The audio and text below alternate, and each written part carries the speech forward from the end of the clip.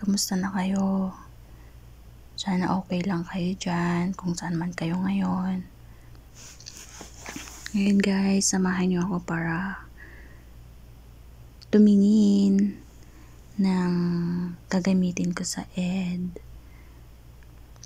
Hindi ko rin alam kung bakit kasi bago yung gagamitin. Pwede naman siguro na may mga damit naman ako na pwede, pero yun nga, dapat nga daw bago. So, good luck na lang sa akin kung may magugustuhan ako, kasi mapili ako sa damit pagdating sa gamit or damit. Kaya siguro nagtatagal din yung mga gamit ko, kasi as long na pwede pa, hindi mo na ako bibili ng bago. At saka kapag may napili kasi ako, iniingatan ko talaga, kaya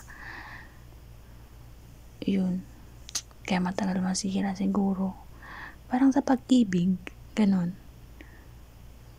mahirap akong mahalin, pero pag